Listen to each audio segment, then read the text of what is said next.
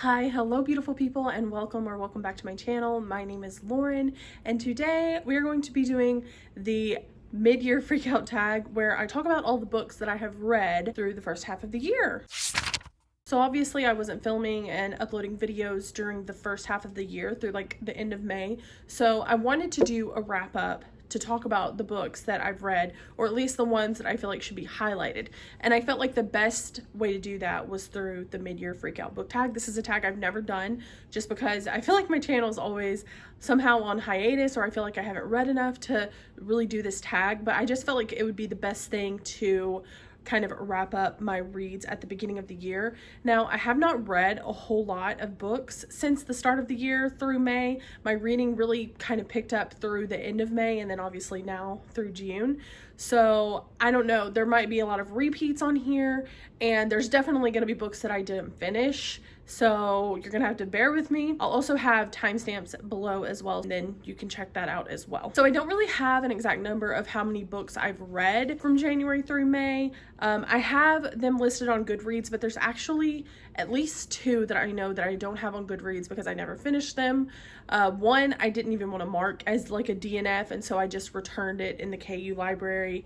But I'm pretty sure I got like halfway through that one. So I mean, technically I could probably get away with counting it as a DNF, but I didn't. And then another one, I'm still debating on whether or not I'll ever finish it. I don't know, we'll see, but I'm sure that one's going to come up in discussion for sure because, well, we'll get to that when it comes time. So we have 11 questions to talk about, and I definitely have read that many books, so I don't know that I'll have a book per question like I said, but we'll see.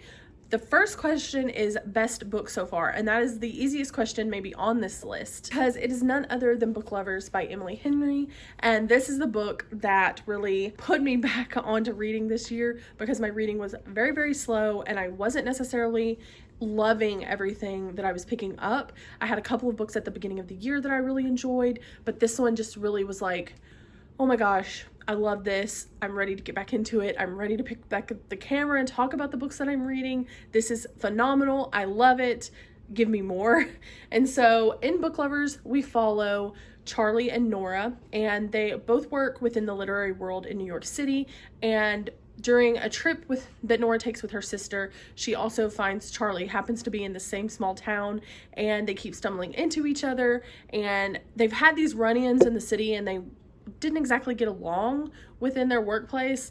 So it's sort of like a I don't really care for you to lovers trope, and it has a really great sister relationship at the forefront, and it's all about Nora kind of coming to terms with what she wants in life and trying to stop comparing that to everyone else. And I just really, really loved it. There were some signature Emily Henry beautiful quotes in here. Her banter was top tier, and so this is definitely my favorite book this year so far. The next one is best sequel, and the only series that I have read that has any sequels is the Magnolia Park series, but I don't know that I would necessarily say that any of the books following the first one are the best sequel. So I guess we'll just say that I was actually kind of disappointed with these. We'll just kind of touch base and talk about them. The Magnolia Park series is kind of unique in a way that the first book follows Magnolia and BJ, and they're very much in this toxic relationship. I would not consider it a romance. They are very much back and forth, constantly hurting one another, and it's just this vicious cycle throughout the whole book. It's this dramatic train crash that I can't look away from, and I devoured the first book very, very quickly. I was very addicted to it. The unique thing about the second book, which is Daisy Hates, who is someone else within Magnolia Park's world. They're not really friends, so I wouldn't really call it like the traditional companion novel either. We follow Daisy, and she's actually involved somewhat with one of Magnolia's friends, and that timeline coincides with the timeline from Magnolia Parks, and it's the same way. We go into the third book, and that follows Magnolia and BJ yet again, and then in the fourth book, we again follow Daisy with this coinciding timeline with the third book in the Magnolia Parks universe. And I didn't necessarily enjoy the way the timeline was set up. I did not care for like seeing the same things happen again, but then we didn't have necessarily all that context in the next books because we had already gotten it in a previous book. It just felt really repetitive. And then once we get further into the books in the series, it also kind of stops being what it was in that first book. Like, it starts to seem like it's trying to take itself a little more seriously. There are topics thrown in, especially within the third book, that just really did not match with the energy that the first book gave, which was just like silliness that wasn't necessarily taking itself too seriously. And then there are these very serious topics thrown in the third book that just kind of took me aback, took me out of the story, and it almost feels like it was thrown in there to justify everything that Magnolia and BJ have done to each other. And I don't feel like there's a justification for that. So I don't know. I'm still reading Daisy Hates, the fourth book in the series, and I've kind of put it down because it's just not pulling me in the way that I want it to, and it's also kind of not going in the direction that I want it to either. So I don't know when or if I'll finish that one, but that's kind of where I stand with the only series that I've picked up this year so far. So I'm using the tags that someone used for their timestamps in their description. I took a screenshot of it, and I'm not sure if this next question is asking what new releases I'm excited for or what new releases I've enjoyed. But for this question, I'm going to talk about one that I have enjoyed, and it's technically not a new release this year because it came out last year, but this author's newest book has not come out yet, so I'm still considering it his newest release, and it is The House Across the Lake by Riley Sager. And I actually let my mom borrow this one, so I don't have my physical copy, but I really enjoyed this one. I think this might even fall into the category of my favorite Riley Sager, at least until the new one comes into the mix, and we'll see where that one falls. In this book, we follow a girl who, she's kind of fallen from grace in her acting career after her husband has died, and so her mom ships her off to the family lake house to kind of hide out, dry herself out, and keep her out of the tabloids.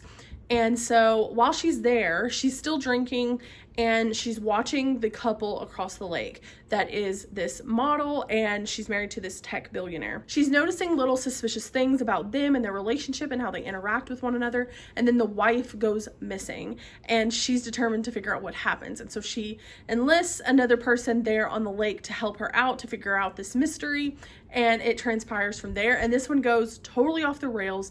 I know a lot of people really aren't a fan of where it went, but I personally love the turn it took. I think it was wild and brave of Riley Sager to do, and I think that he handled it really well and did it really well.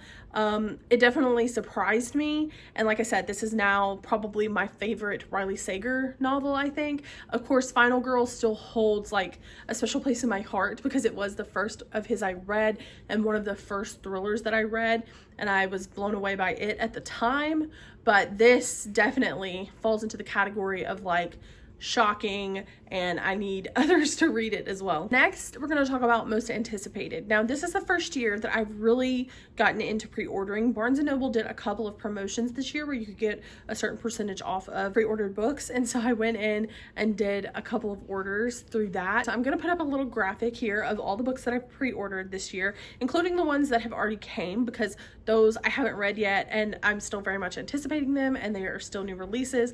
But yeah, these especially, like, I made sure to only put pre-orders in that I was absolutely looking forward to and could not wait to get to, and authors that I knew that I was going to love as well. Okay, so for biggest disappointment, I'm going to talk about a book that has been well loved here on BookTube, especially on Book Talk, I think. I even have friends that have really loved it, but it's one that I have not quite finished. I'm like 75% of the way through this book, and I just got to the end and I just found myself not really caring about where the story was going. And that is Mile High by Liz Tomford. Now, first thing against this book for me is how long it was. It just kind of continues to drag on the story. I think it's not really necessary, and that kind of pulled me out of the story. It made me less excited to get to the end of it, and then I also kind of didn't really feel connected with the characters. Before I go too far into it, let me tell you the plot of the book if you haven't heard it already.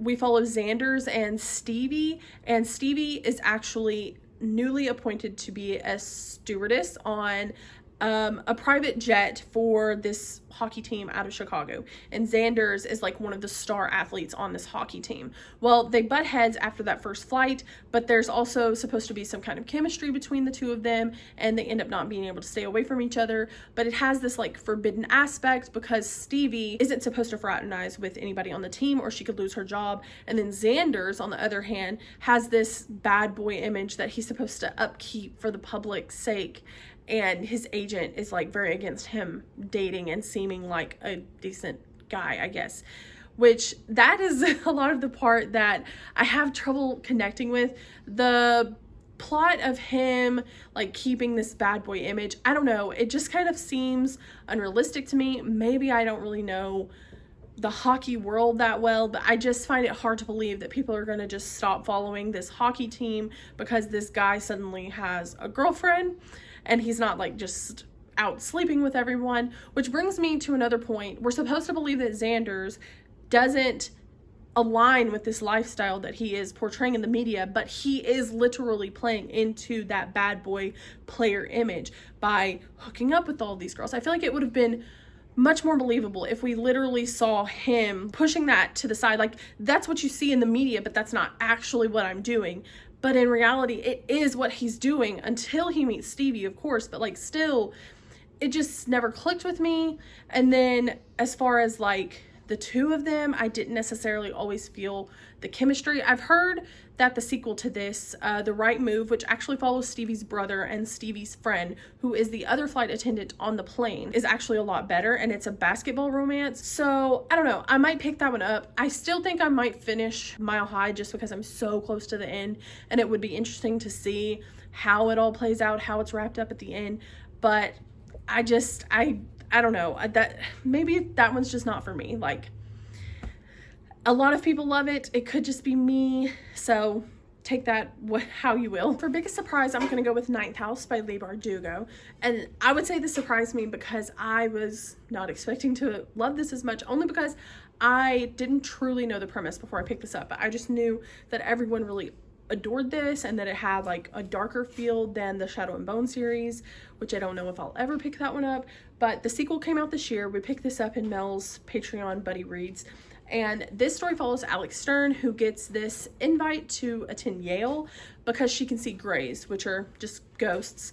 And she needs to be able to do this because there are these secret societies within Yale, and they perform these different rituals using magic. Each one has their own specialty, and the magic benefits like their alumni, the rich and wealthy that have gone to school there. And Lethe is who Alex is going to work for at Yale, and she kind of oversees the different rituals that they do and makes sure that they're being safe and staying within the guidelines that have been provided for them. Their magic attracts a lot of ghosts, which can interfere with the rituals that they're doing, and so her ability is obviously very useful to Lethe, so she goes there to help them out with that. But there are a couple of mysteries that go on in here. First, we're obviously learning about Alex's life and what brought her here, and there's this one event that's kind of mentioned throughout the story that you don't know the full truth about until the end of the story as to what happened and what brought her, like the true event that led to her being invited to here. And then when she's there, her sort of mentor within Lethe House has gone missing, and so we're trying to figure out not only what happened to him, but actually literally like what happened to him, because we just know that he's gone missing and she's operating without him, but we don't know like actually what happened the day that he went missing. And then obviously we're trying to figure out how we can bring him back. Like I said, it has a couple of different mysteries in here, but it's a really, really great story, and I still think about it now. Like, I actually picked it up and started reading it, and at the beginning it's a little confusing because Leigh does put you into the story and you kind of are learning the magic system as it's talked about. Like, it's not really info dumpy. You're kind of expected to know what the magic system is. It's very much, to me, the very definition of showing versus telling that everyone always talks about. So I really, really enjoyed that, and it can be a little jarring at first because you don't know what these little rituals they're talking about are. You don't know what the houses do. You don't know about the different grays and what they're called and their abilities. But I think that it was done really well. but because I was kind of confused in the beginning, I wasn't in exactly the best state for reading. I ended up starting the book over, and it was a far better experience the second time. So I really enjoyed this, and I can't wait to read the sequel, hopefully sometime this year as well. So for fave new author, I'm going to go with an author whose first book I really loved, but I did enjoy this one. But it could fall more into the category of maybe I wasn't in the best headspace when I read this to enjoy it as much as I loved her first book, but that is Ashley Winstead, and this is The Last Housewife, which is her most recent thriller novel. This one is a lot darker than In My Dreams I Hold a Knife. The vibe entirely is different, which also could be attributed to why I love one more than the other, but I think this was done really well. The only thing that didn't really click with me on this one is like the romance aspect didn't necessarily match to me, and the way that one element of the story was told. So in this book, we're following a woman who is listening to her favorite true crime podcast, and it's actually hosted by someone that she knows from school, and she's now living like her best housewife life. She hears the podcast start talking about her other friend from college and how this friend has been found dead in an apparent suicide attempt. And so she feels that this is not accurate because they had another friend who also died by the same means years before when they were still in school. And so she goes to meet the podcast hosts, and they have their little reunion, and then they decide that they're going to take on the mystery together because the police force there is not taking it seriously. And it starts untangling this huge web of wealth and power and how men take advantage of women, especially young women. And like I said, I think it was done really well. The only elements at the end, like, it did kind of wrap up a little too cleanly, and throughout the story they do get themselves into some like ridiculous situations that most people may not necessarily get themselves out of unscathed. But I think that this was really enjoyable, and just remember to please check the trigger warnings because this definitely gets a lot darker. And if you want something more fun and with a little bit lighter, I would recommend In My Dreams I Hold a Knife. So just remember, both of these have different vibes, so just be sure you know what you're getting into before you pick either one of them up. Also, I know I'm not considering them like fave new authors, but I just wanted to like make note that these are authors that I definitely would want to read again, which is Leigh Bardugo, Ninth House. Reading this, I've considered picking up Shadow and Bone. I don't know. We'll see. But I also read The Atlas 6 by Olivia Blake. I'll talk more about this probably at the end of the video, but I definitely want to read more of Olivia Blake's work as well. So yeah, just wanted to make note that these aren't necessarily falling into the favorite author category yet, but they are definitely ones that I have my eye on. The next question is actually book that made you cry, and I haven't had one do that this year. I don't normally cry in a lot of books, so I don't know if I will have one, but I haven't had one yet. So we'll just skip right to a book that made me happy. And I think that's probably going to be obvious, and it's going to be Book Lovers by Emily Henry. Obviously, this is the one that I've loved the most this year. It made me happy. It made me want to devour more books. I'm reading from my shelves again. This one brought all the happy feels right out of me. And then for most beautiful, I'm going to say The Atlas 6 by Olivia Blake. So obviously this cover, it's very simple, but I really do love it. But I personally take this question to mean like beautiful writing. So the inside of this book I think is really beautiful. Olivia Blake has this really unique, beautiful writing style in my opinion, and that really came through in here. I did struggle a little bit to get into it. This was the first book that I read at the start of the year, and I was again not in that right frame of mind necessarily to be reading and truly like loving what I was reading. So I think just my mental capacity at the time affected my enjoyment of this book, but I did really enjoy it. The Atlas 6 follows 6 individuals who are invited to this special magical academy. They each have their own specialties in this world of magic, and they're brought there to kind of hone in on their abilities. All 6 of the individuals are kind of competing to make sure that they know that their magic is the best, because not all of them are going to come out of the society with the most promise. It's kind of an extra step into this secret magical society where you have access to all this different kinds of magic and knowledge. There is a sequel already out, and I am very interested to pick it up, but I almost feel like I need to like refresh myself on this one because, like I said, Olivia Blake's writing is very unique, and so some of it is kind of more abstract than what I'm used to. Some of the magical elements were also a little confusing to me.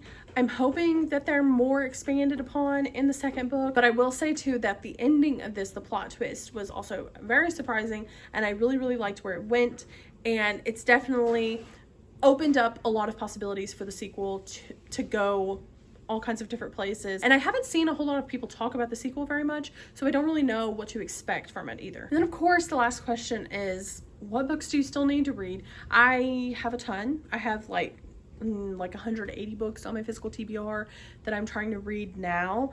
I'm getting through it. I mean, all of these are on my physical TBR, and then The House Across the Lake, and then I've got a couple of books from June that I've read from my physical TBR, so I am making my way through it. But my answer to this question is just going to be like all the books, because that's how I feel. All the books. I'm steadily adding things to my TBR on Goodreads, things that I'm interested in. So there are so many books. And then obviously, of course, the books that I talked about earlier, my anticipated reads, the ones that I've pre-ordered. So those are obviously ones that I still need to read as well. All right, so there we have it. We have these. I did read a few more than these, but I think these are like the most notable ones, which I think is great considering these are on my physical TBR. And then of course The House Across the Lake. I just feel like the other ones just aren't necessarily as worthwhile to talk about. These were definitely the standouts in my opinion. So tell me about your reading year so far. What has been your favorite book? What has been your least favorite book? Your biggest surprise, your biggest disappointment? Feel free to answer all the questions down in the comment section below. But also be sure to check out the description where I have all of my links to social media, my Amazon wish list, book of the month link. All of that is down there as well if you want to check it out. And thank you as always so much for watching, and I will see you on the next one. Bye.